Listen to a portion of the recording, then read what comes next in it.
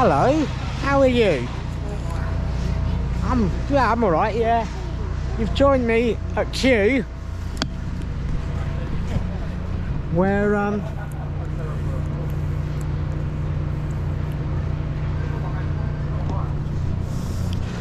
going to Kew Gardens. So why don't you come along with me?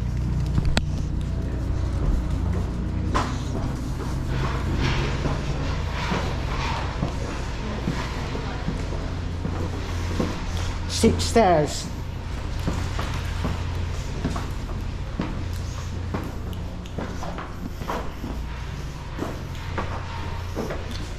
Matt Baker.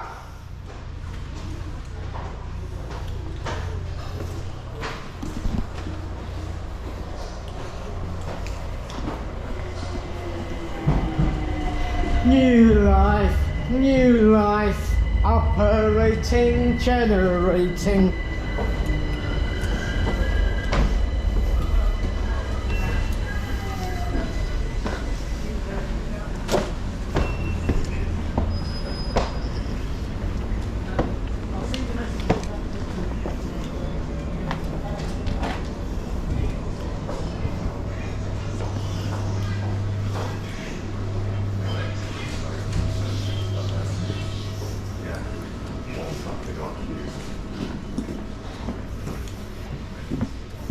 Oh, it's lovely round here.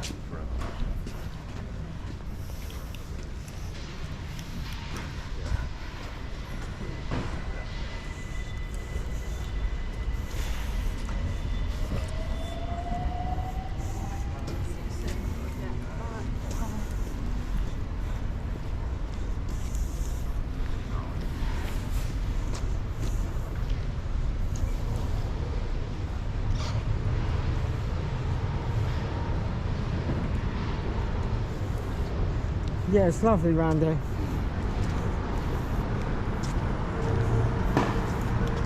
New life, new life.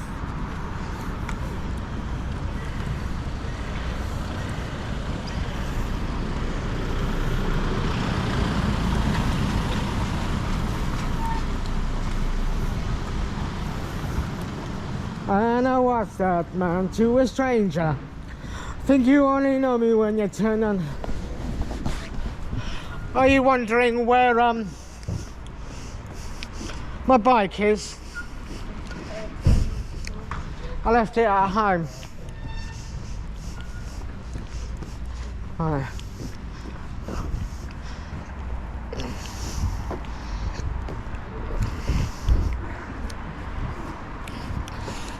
Even got a Starbucks.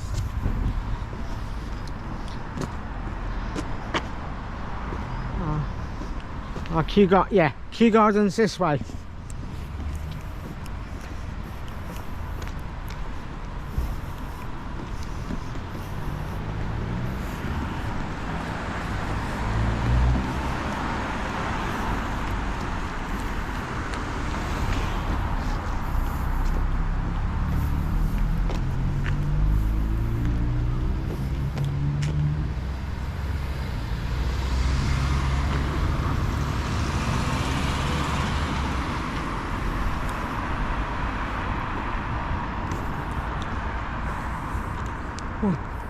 What a lovely little area.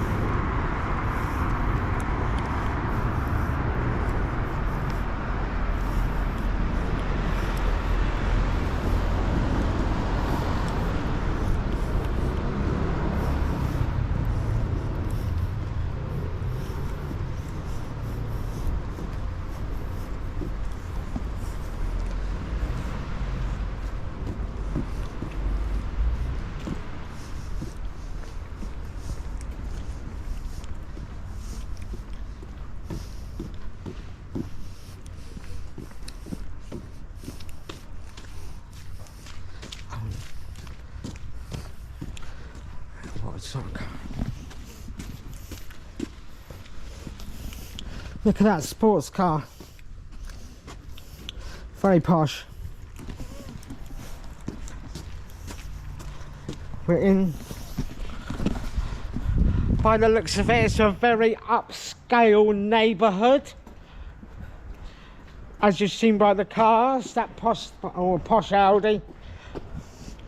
Kicking in chairs and knocking down tables in a restaurant in a West End town. Call the police, there's a madman around.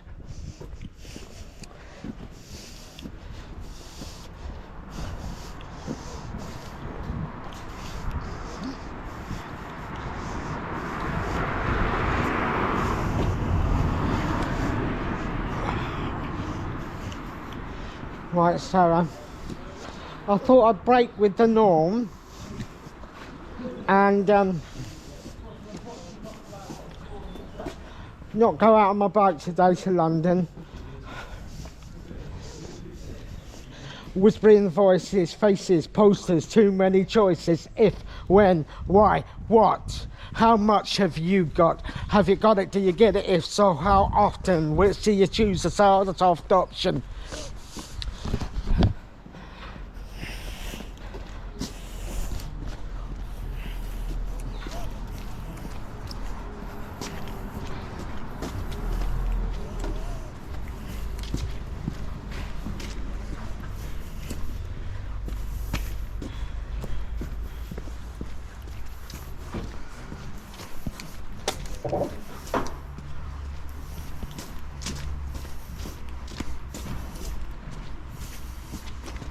Heart of glass or a heart of stone, heart of glass, heart of stone, heart of glass, heart of stone.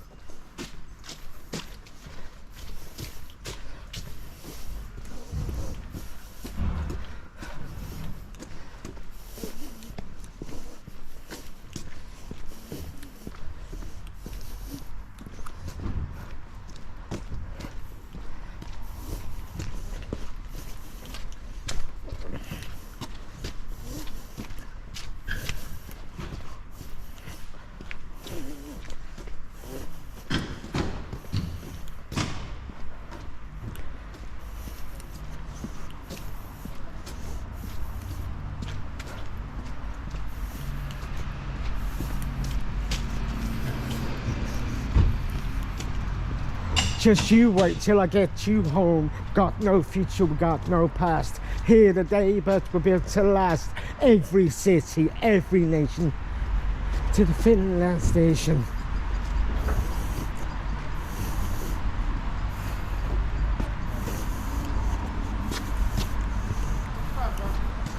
Oh, right, this is it. First things first, I've got to get in. I bought my ticket online earlier.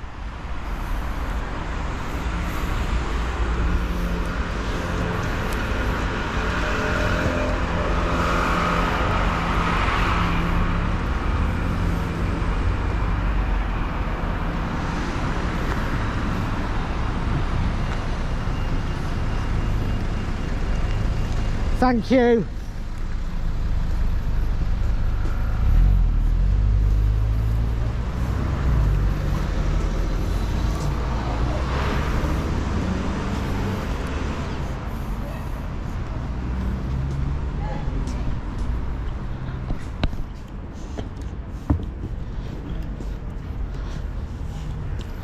Hiya.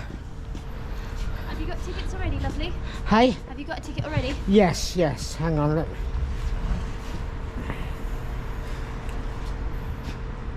Hang on. I am organised, I promise.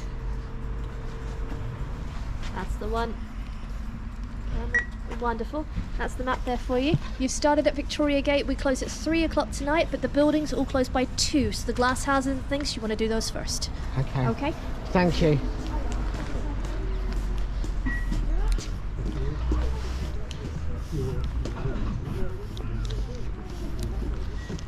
Sometimes.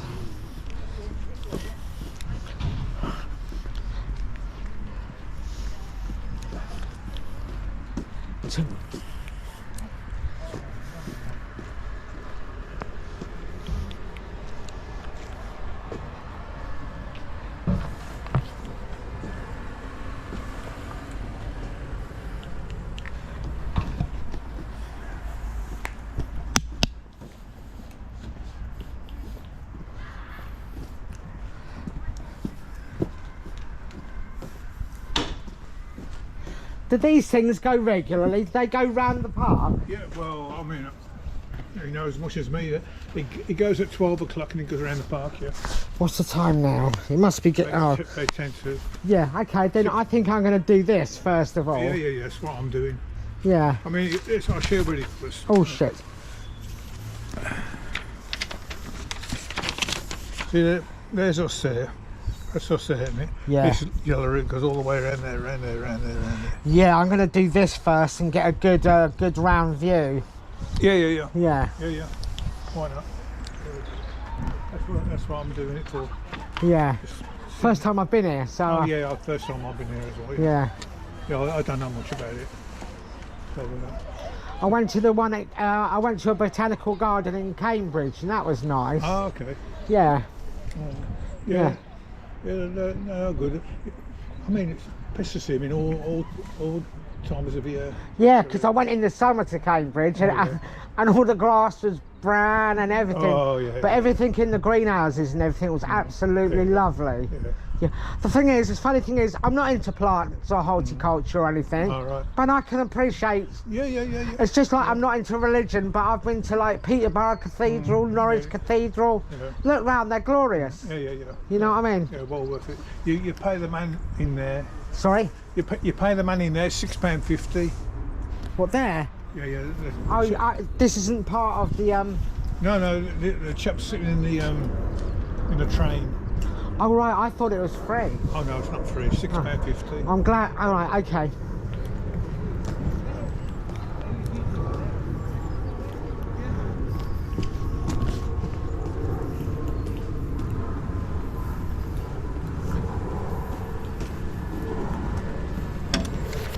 Do I have to pay you? Yeah. Did you want to come on the 12 o'clock train? Yeah. Yeah. I've got tickets. They're £6.50. Okay. Do you do cards? Yeah. Oh, that's fantastic. And it does a 40-minute tour with commentary of the garden. Oh, wicked! That's fabulous. Have I got time to go for a pee before you go? Yeah. That's brilliant. Hang on, let me. Where is are they over there somewhere? They're just by the big tower there, just a couple of minutes, just lit sort of round the back of the train. Okay. Then there's a ginormous tower. They're just to the left of that.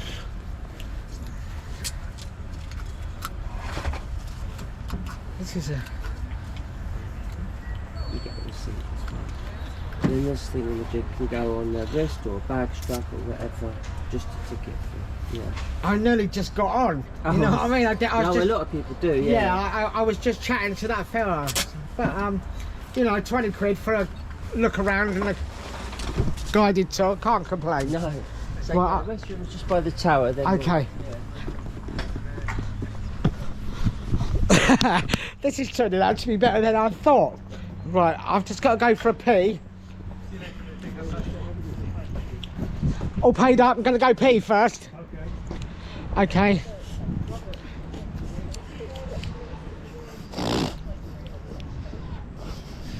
So what I'm doing, I'm going to go pee. And then I'm going to go on the tour.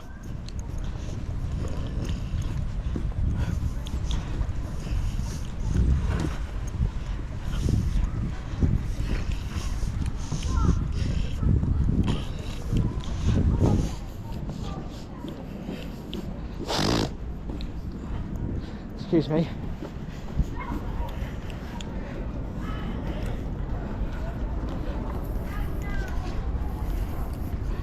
Oh, this is good.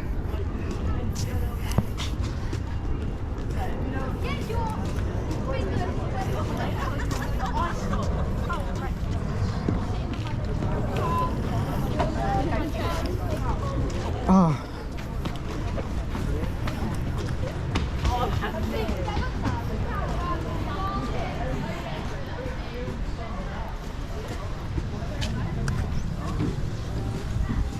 Here's the loo.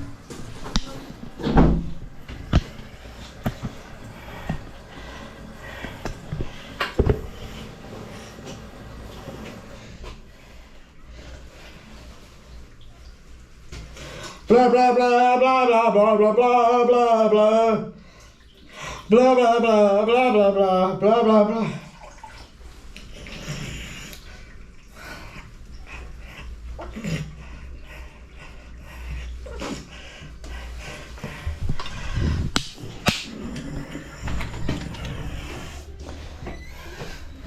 Right, okay. That's that sorted.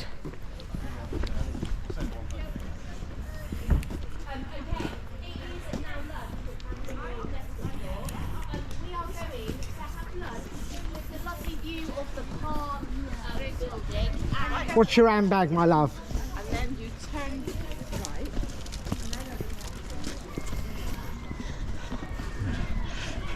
I bet in the summer, Tour de France, Tour de France, Tour de France, Tour de France, Tour de France, Tour de France.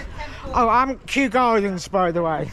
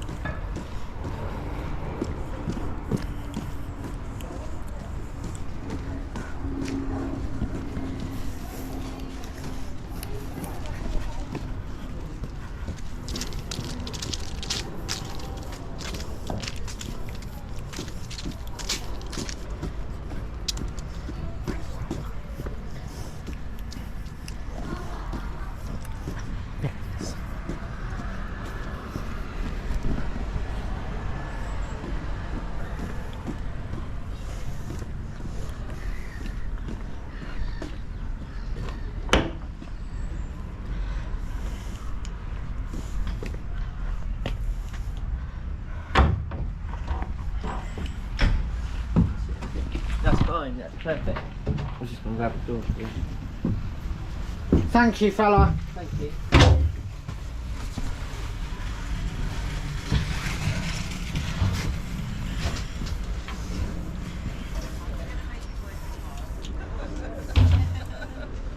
Oh no, I see there is somebody else. That's good.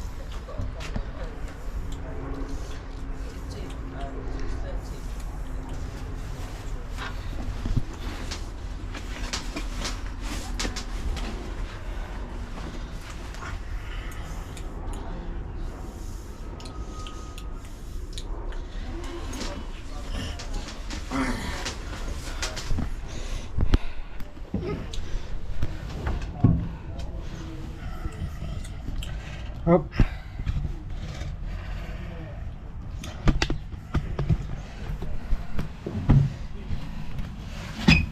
Hi everyone, it's me, Jamie.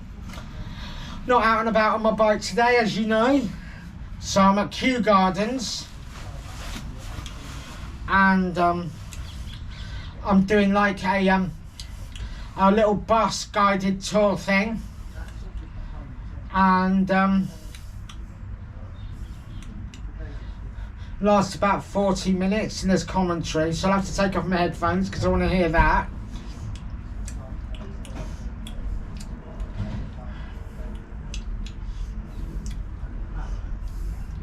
Just wait for it to get, I bet in the summer it's absolutely heaving. But it looks nice, all the grass is green.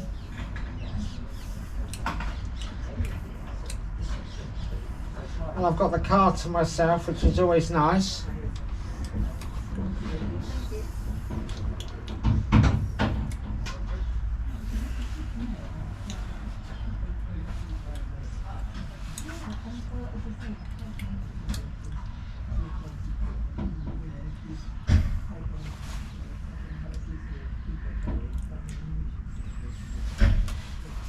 I think we're under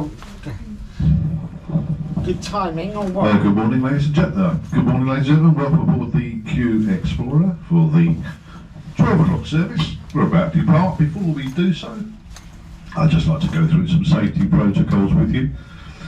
Please remain seated at all times. It's we go, it's a big old tree route, it gets a bit bumpy. Please refrain from putting your hands or feet, arms and legs, anything else outside the windows. We go close to some prickly trees and bushes. And last but not least, if you look above your head, there's a red button in the roof of your carriage.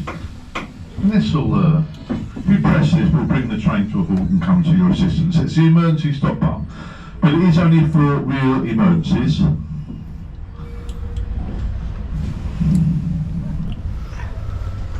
So please use it in those circumstances. Okay, thanks very much. My name's Tom. Hello, Tom. I'm your tour commentator for this tour. We got Pete behind the wheel from our Formula One team. I'm going to tell you a little bit about the history of Kew and the flora and fauna and our place in the world. Okay, here we go. We're going to enter the garden via Camellia Walk. So named because of the ubiquitous camellias you'll see mainly on the left, line the walk. And we've got two or three, I think three actually, that are winter flowering camellias. So these come out, well, they've come out in the last week or so. And there's a few of those to look at the left. But probably the first thing we'll notice is this white building on the left-hand side. It's a classical English garden folly, usually found in well-to-do gardens. That one's called the Temple of Bologna, and it was built in 1760 by Sir William Chambers, who was a much favoured architect of the royal family. You're going to see a lot of his work in the gardens. He's probably most famous for Somerset House in central London. That's probably his most well-known commission. So here's the camellias. You can see they're starting to bud. They are early spring flowering. Some of these come out mid-February, usually March, May. Beautiful plants. You can see there's one here that's white, and it's an early flower. It's a different camellia from the others where it comes out November through December. So some very welcome colour in the gardens. We've got a couple of those whites, pinks and reds. You may be more familiar with the sister plant of the Camellia sinensis, which is a humble tree tea plant. You probably had some of the tips of that in your cuppa this morning. Now the first gardens were laid down here in 1759 by the Dowager Princess of Wales, Augusta. She was the mother of King George III. She had a garden here. Most of this part of West London along the Thames up to Richmond from the time of Henry VIII was a royal pleasure garden. And she put aside 9 acres here by her house, which is no longer here. And that was for a physic garden, which is a garden made out of medicinal plants. And that was the first formal gardens laid down in 1759. Now, just to break away from the history subjects a moment, I just want to point out on our left-hand side are our 2 art galleries. On a cold day like this, it's well worth considering visiting them, especially when you get to know what's inside them. And there's the Shirley Sherwood Gallery of Contemporary Art, Contemporary Botanical Art. Some wonderful things in there. At the moment there's an exhibition called When Flowers Dream. And if you like the more traditional stuff, then the gallery next door is for you. That's the Marianne North Gallery. There's a super collection in there. I'll tell you more about that when it comes into view as we go around. So the royal family owned these gardens. 1772, the Princess of Wales passed on, and she left her estate to her son, who by then was King George III. A year after that, his grandfather died and left him more acreage on this site, which was the Richmond County Garden, and I'm going to show you that as we go into it. But the big thing King George did was to amalgamate the gardens into the 326 acres we have today, and start off the extensive building and tree planting programme that followed on. Now, more about that at the moment. I'd like to point out to you this superb building in front of us now. This is the Tempera House, built over a 30-year period, about 1860 to 1890. I think 1899 it was actually finished.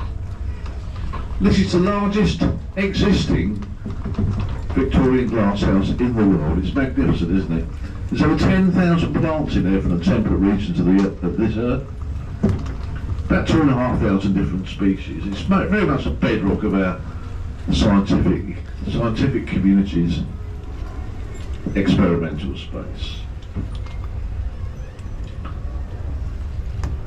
Great place to visit. Coming up on the right is one of our three monumental vistas. So if you look down this path on the right hand side in a moment or two, you'll see a splendid view of the Great Pagoda. We are going much nearer that a bit later on this tour. Right now we're going to pull up because we've got to stop number 1. Sorry, stop number 2. We've left stop number 1, haven't we? Been a long day already. And this is for the Tempera House, for the Pavilion Bar and Grill, which you can see on the right hand side, and for our 2 art galleries, the Shirley Sherwood, and what's visible across there on the left, that beautiful Victorian building with the veranda. That's a Marianne North gallery. She's an extraordinary lady. In the 1840s, she set up around the world, in her own words, to paint the particular variations of plants in other countries. And she did that for 13 years, sending back pictures on her own, very rare in those days for somebody to do that, self-taught artist. And they were hugely received by the scientific community. She was great friends with Charles Darwin. And she painted trees, flowers and shrubs that frankly nobody had ever seen in the Western scientific community. So they were eagerly anticipated. She brought 832 of them back to Kew. Said she wanted to leave them here, but Kew said they'd not anywhere to put them, so she paid for that excellent gallery. And I do urge you to go in there. There's a real wow factor if you like traditional painting. Some extraordinary things done there. And that's part of your admission price, the art gallery. You don't pay for anything else in the gardens apart from the train, and I'm sure with Peter's driving you'll realise it's money well spent.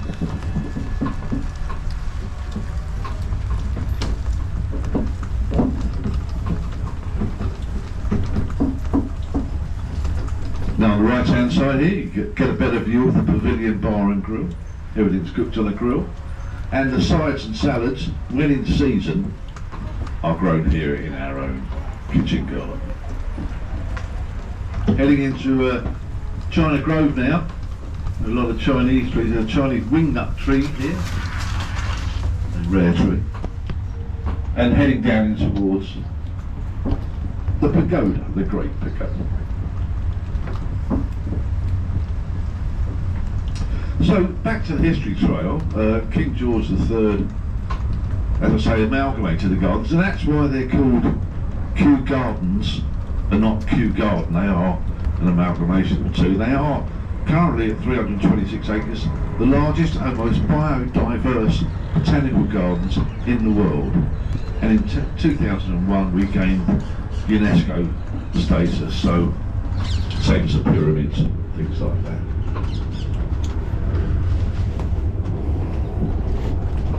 So the gardens were passed down through the royal family, got to Queen Victoria, by 1840, 1845.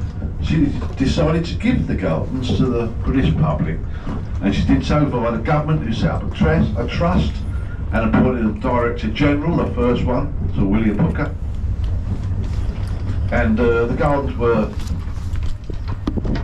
took a more scientific horticultural bent from there on in.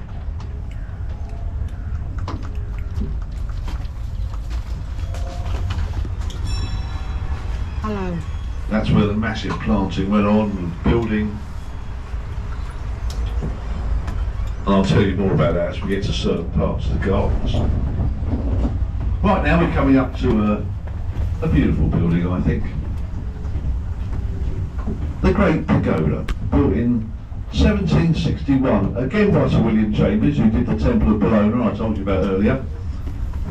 This fabulous building was,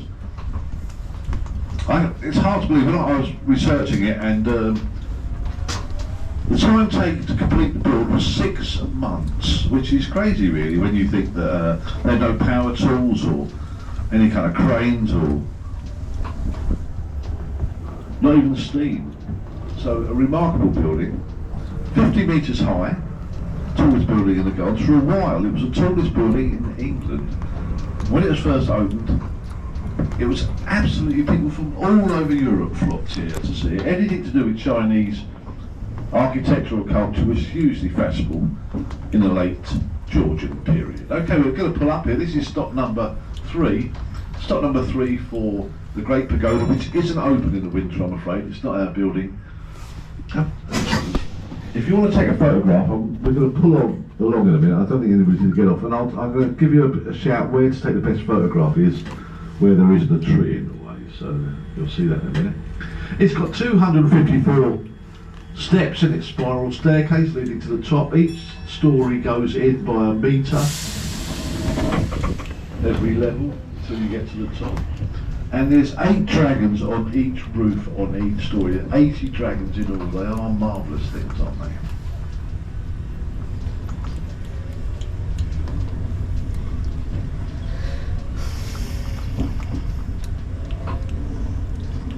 Now we're going to come up to a weeping holly here, and you'll get a good shot on, not on this side, but on the other side. The holly's here, just here. Wait till you just get past the holly, then shoot back, you'll get an unimpeded shot. And also after the same bush, which I'm afraid I don't know what it's called, there are 36,000 shrubs in Kew. You can shoot back from there and get another, in fact probably a better view. So save your camera. From about here onwards, where I'm pointing out the cab, there's a good shot. And we'll slow down a little bit so you can do that. There's George, our peacock, on the right hand side on the way to his favourite spot in the Japanese gardens. The only one of our peacocks left now, I'm afraid.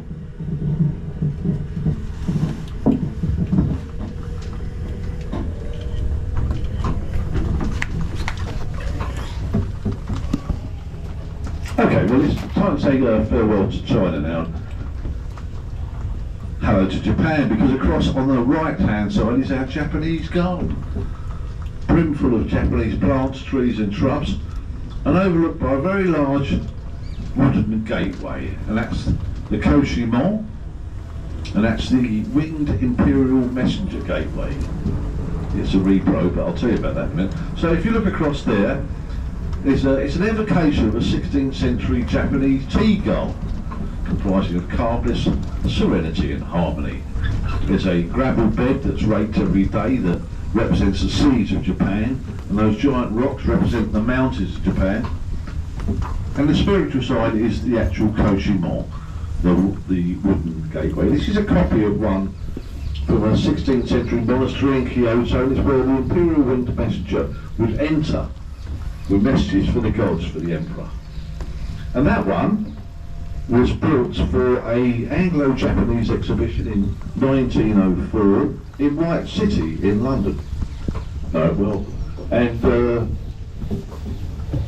the end of the exhibition they gave it to us, and we put it on a hill and built a Japanese garden all around it. It's a very popular place. Now we're crossing over now into the other side of the gardens. The Richmond side, owned by King George III's grandfather, as I said. He died in 1773. And this is the beginning, well, on this path anyway, of our arboretum. This is, that means place with trees. And this is where our main tree collection is rooted. We have 14,000 trees here, planted in sections. And the section we're in now is called the Pineathum.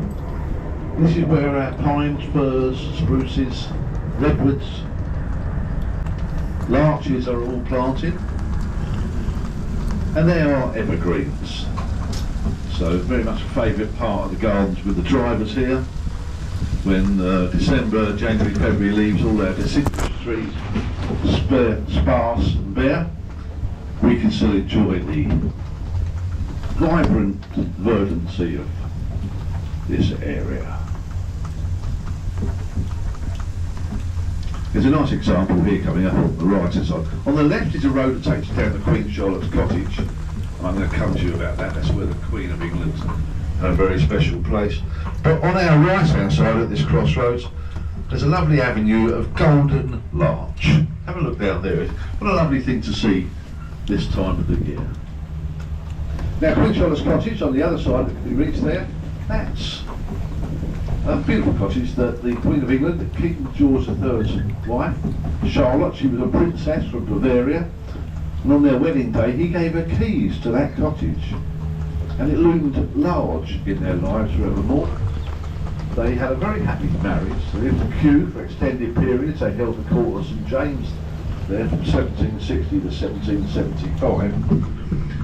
But they had 15 children, and all the children were brought up and taught in Kew, as was King George III and King George IV. And that's where the whole family would go for summer afternoon picnics and walked around the gardens. Never occupied, but used the children as a playhouse and as a king as a centre for his exotic menagerie. Okay, we're going over a very large brick built circle here, either side of the carriage. This represents 27 foot, this represents the average circumference of a sequoia tree, a giant California redwood. Here's ours. This is Redwood Grove on the right hand side. The first one you'll see is a Californian coastal redwood, 40 metres, that's our tallest tree. And the rest of the grove, which is a lovely place to wander, are a mixture of Californian coastal redwoods and Californian giant redwoods. They're the tallest trees in that garden, about 40 metres. If you want to know what any of the trees are here at Kew, every tree has a black badge on it. This will tell you the scientific name and the common name, and also whereabouts of the world it's from. So you can always tell what the trees are you're looking at. But we also have trees that have a blue badge on them. I just want you to take a moment and have a look on the right hand side. There's a gorgeous lily pond. There's some coots in there, they live there, and some mallards too. Lovely place to grab a coffee and sit down at.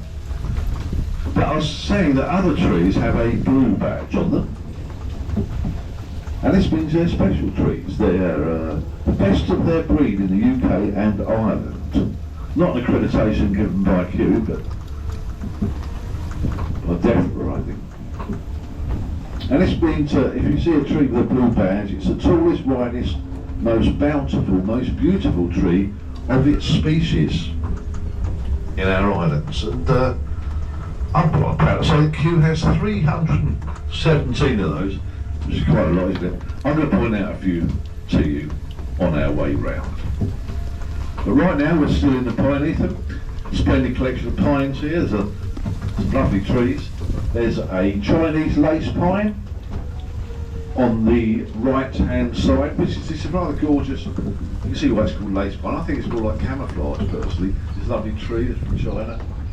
And its sister tree, another Chinese lace, was on the other side, but it got blown down about 3 months ago, unfortunately. But that was green, and it was even more camouflage. Across on our right now, you can see the water of our lake. It's a 5-acre lake there, just over this small rise. Lovely place to walk around. It's got an absolutely super bridge on it, made out of polished granite and bronze.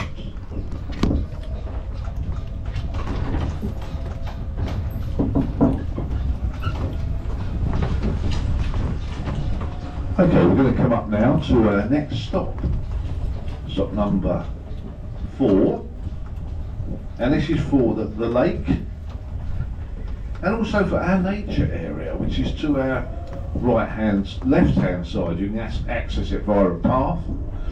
This is the wonderful thing. This is wrapped up in the history of Kew. In about 1845, Queen Victoria, who was the monarch at the time, gave the gardens to the British public, but she held back 40 acres around Queen Charlotte's Cottage. We only can think that it was her. She wasn't a great lover of the gardens. She had some memories, too much to tell you about now, but so she didn't come here a lot, but she loved the 40 acres around Queen Charlotte's Cottage. So she kept that back. And then a couple of years before she died, around 1898, she gave us those 40 acres with the proviso that they're never developed or gardened or built upon. And we've kind of stuck to that. We have put a path around it, because otherwise it'd be too muddy. But it's Combination of a woodland and meadow right down to the Thames. It's 40 acres. Everything in there is native British, so all the trees and shrubs. There's nothing been brought in, nothing been taken out. And if a tree dies there, it's left. In here, it's taken down and dealt with. There, it's left to become a home for bats, fungi or owls. Lots of wildlife in there, including 2 herds of deer that have always been there. Quite remarkable. But it has been really touched for about 250 years, so it's a remarkable place, only 8 miles from Piccadilly Circus. Okay, we're going to turn right now and head down the Thames, but that's the nature reserve on our left. Maybe a bit cold and wet today.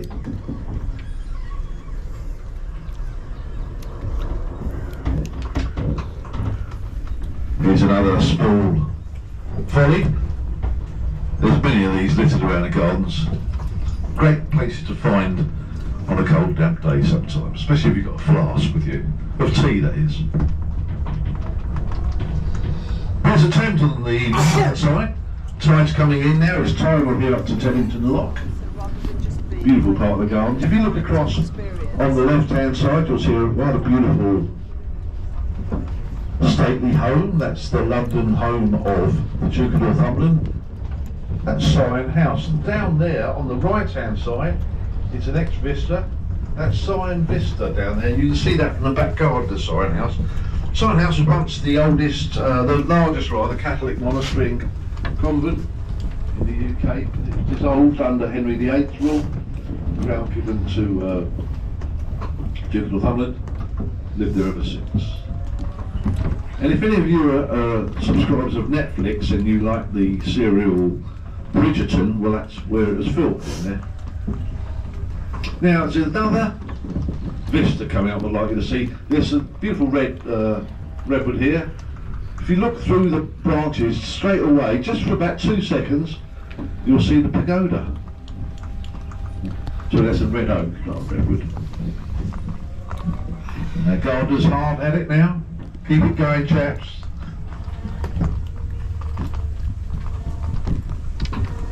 And now we've entered into Oak Grove. This is our main collection of English oak trees, about 1,000 here. Got about another 1,000 other oak trees from all around the world. And also some hybrids, some rare oaks, and a blue badge oak, which I'll be able to show you from the comfort of your seat. So Thames, we're going to follow that for a couple of miles now. Lovely part of London. I would say that because I live here. And now we're going to turn left further into the grove. We'd love to go straight on, but unfortunately that's rhododendron dell. It's too narrow down there for the train. But there's lots to see on this side. Now you can see the rhododendrons. You can see them from the right. They're not in flower. They're these huge bushes. Now the majority of those are brought back from the foothills of the Himalayas by William Hooker. 1760, around then, and they're that old. There's over 700 of them down there, and azaleas and camellias too. It's a wonderful place to walk, full of little cul-de-sacs and turnings. Okay, back to our side of the house. So on the left-hand side, we're just coming up. This is from the cab's perspective. Pete's just pointing it out. That's a cork oak. That's quite rare. That's a oak tree with cork instead of bark, and you'll know all about his sister trees down in Portugal and Spain. And there's another special tree here. Now there's 2 trees, again from the perspective of the cab, you can see here now, but between them and back towards the Thames, there's a blue badge tree there. You can definitely see the blue badges, now the leaves are out. It's a fantastic tree.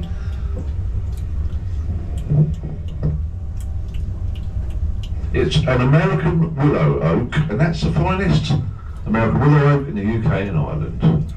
So you can do a lot worse today than if you want to, is spend your time looking for other blue badge trees. Right hand side now, you can see the rhododendron dell, this huge valley. Before King George III took over, this was actually some very flat floodplain. The whole of the gardens were very flat. But you can see the huge valley down there, and that's how King George III changed it. He brought in Capability Brown, the famous garden designer, and with the hand of 300 soldiers from the Royal Staffordshire Foot Regiment, armed with picks and shovels, they dug out that great big valley down there by hand. And all the other valleys, dips, mounds, hillocks, all the different changes in the landscape of Kew were man-made, thought up by the king and executed by his soldiers. And that's his leaving present really. He completely changed the topology of a flat floodplain into the undulating landscape that we now enjoy here at Kew.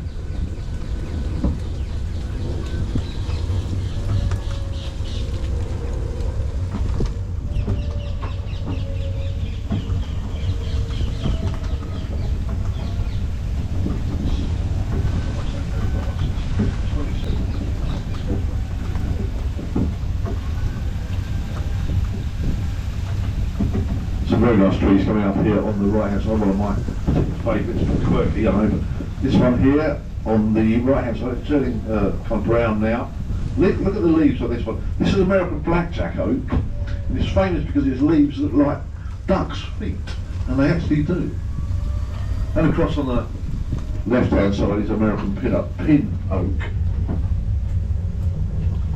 We're going to turn right now, we're going to stay up away to the Thames and head down towards the palace. And look across, there's a beautiful blueberry tree here. It's very strange, it's a Chinese elm. You have to look across, second tree in, and the branches come out very low from the ground. They look very muscular, like somebody's flexing their muscles. Well, that's a blueberry tree too. Now we're going to pull up here because this is our stop number 5. This is the last stop before we go back to our setting off point, but it's a long way back yet. You know, we're nowhere near finished the tour. We've got a lot to go yet, so... Okay, here we go. We're going to set off again now. Now I'd like you to have a look at this beautiful tree here on the left-hand side. It's a movie-style tree, actually. It's a beautiful Spanish sweet chestnut. Look at the big bulges in the huge bulges in the trunk, the big bulbous lump. That's 200 years old, that Spanish sweet chestnut. And there's another Spanish sweet chestnut on the right-hand side here, and that's only 100 years old. It's a beautiful tree. Look at the bark. Look at the lovely contours of the trunk, rather than one that's 100 years old and gone all baggy. But the old baggy one is the famous one. That was filmed in the Harry Potter films. They came down and filmed it, then put it in the post-production and put an ears, nose and a mouth on it.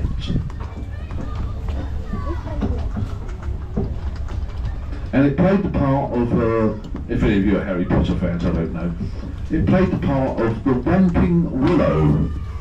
And in Harry Potter and the Goblets of Fire, it had 3 lines of dialogue, but I understand its delivery was quite wooden. Oh.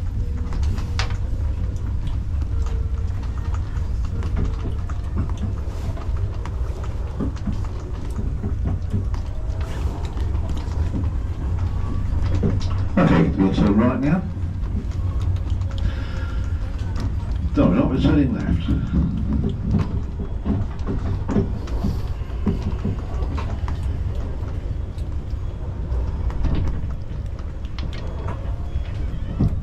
Here's Children's Garden on our left. You'll see the Stark Mountain wave enthusiastically of me and Pete.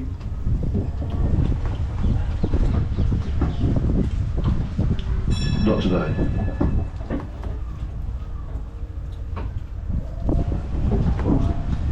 We're so popular. Now on the right hand side are the lawns.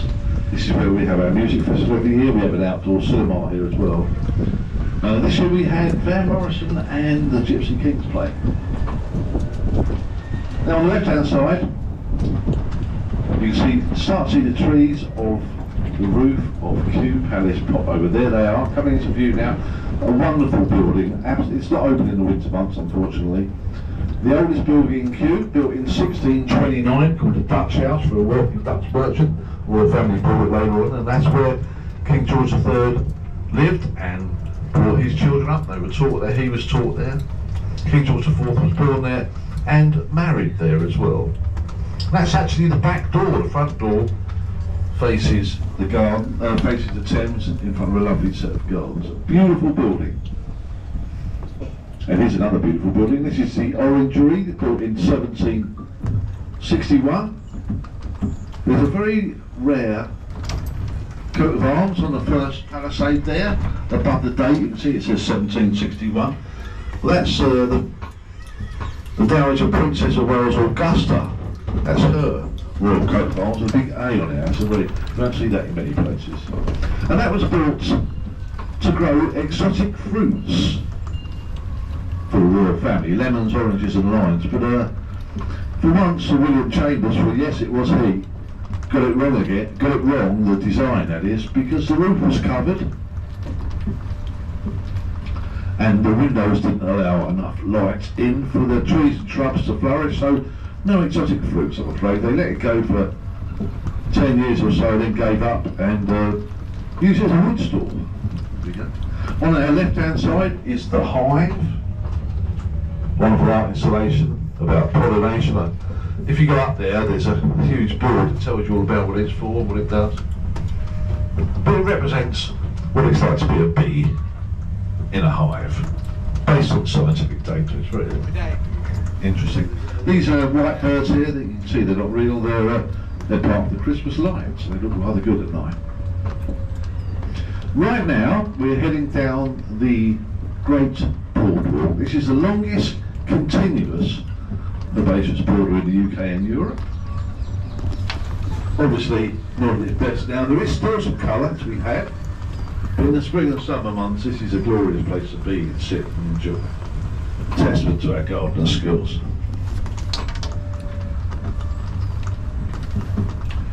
Through on the left-hand side, through the trees here, you'll see some flashes of white and glass. That's the roof of the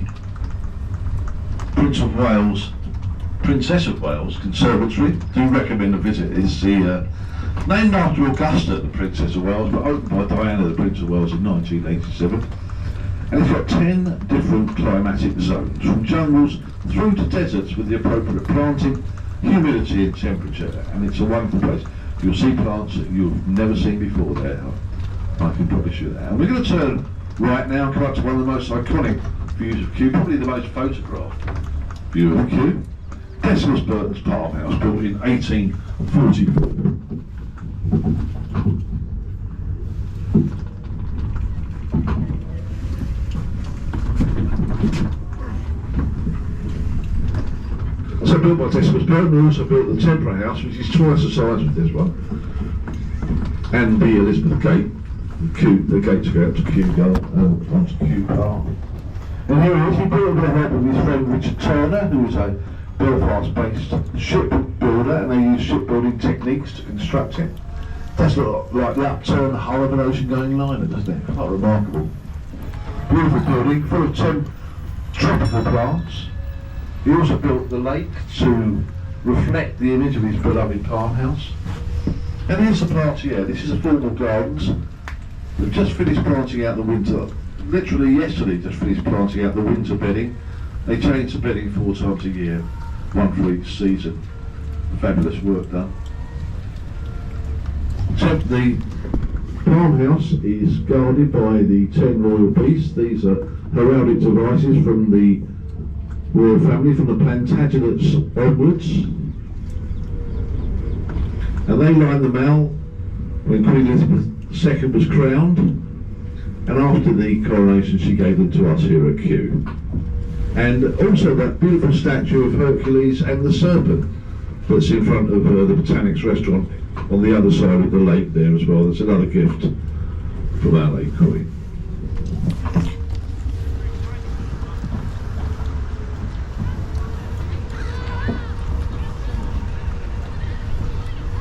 Okay, now we're going to come up to our stopping off place. Tom Peter, our driver, and myself, Tom. We hoped you enjoyed our little tour around the gardens. We hope we can give you some ideas of what to do for the rest of the day. If it gets a bit cold, get in one of the grass houses and get in the Princess of Wales. It's really a very short walk to it, and there's wonderful stuff in there. And also to the back of it, there's another lovely garden. There's an alpine garden that you must miss. And fabulous rock gardens around the back of them. 5 or 6 different gardens behind that conservatory. Okay, we're here now. Thanks very much for travelling with us today. Thanks very much and goodbye. That was good. I enjoyed that.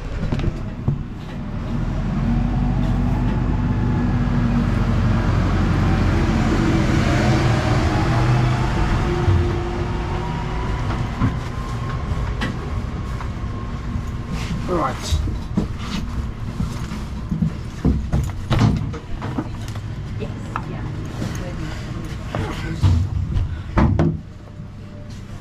Hiya. Just let me get my crap together. I enjoyed that. That was really good. As I was saying to matey boy here, I'm not in, you know, I haven't got green fingers and stuff like that. The only everything I ever did gardening wise was cut the grass, and I worked in a garden centre once. Oh. But oh shit, I am organised, I promise. I enjoyed that. Thank you. I'm gonna go look at that big posh thing over there, but opposite the lake. Yeah, good one. I haven't left everything, have I? No, it's all gone. Excellent, thank you.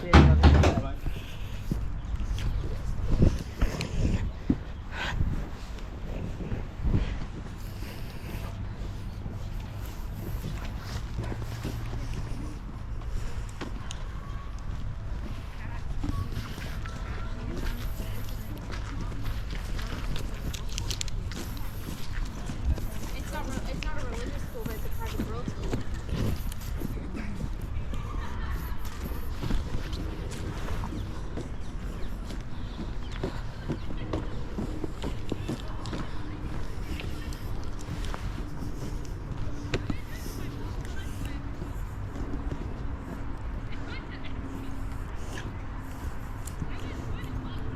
I've got the power.